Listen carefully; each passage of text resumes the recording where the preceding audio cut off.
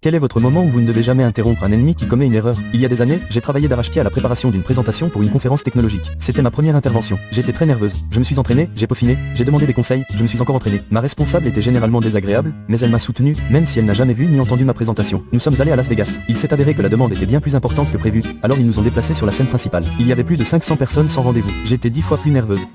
Juste avant le début, elle a remarqué une personnalité médiatique très connue et son photographe assis au premier rang. Elle était toute excitée et a insisté pour co-présenter la présentation. Elle est même allée jusqu'à inscrire son nom sur la diapositive de titre, ce qui m'a évidemment mis hors de moi. Nous sommes montés sur scène. Elle a fait une introduction correcte, puis j'ai commencé. Elle n'arrêtait pas de m'interrompre, alors je l'ai laissé faire. Ça m'a rappelé une émission matinale. Un groupe de personnes au sourire faussement exagéré discutant en même temps. C'était un sujet extrêmement technique, avec une démonstration en direct. Elle a bafouillé chaque diapositive, encore plus que la suivante. Puis, arrivée à la diapositive de démonstration en direct, elle s'est figée. J'ai eu le courage de la laisser mourir. C'était d'une brutalité glorieuse. On a eu une sorte de confrontation après. Je suis parti 2 ou 3 mois plus tard. Elle a été licenciée peu après. Oh, et les journalistes pour qui elle se pavanait sont partis juste avant le début. Je crois qu'ils étaient juste là, assis là, depuis la séance précédente.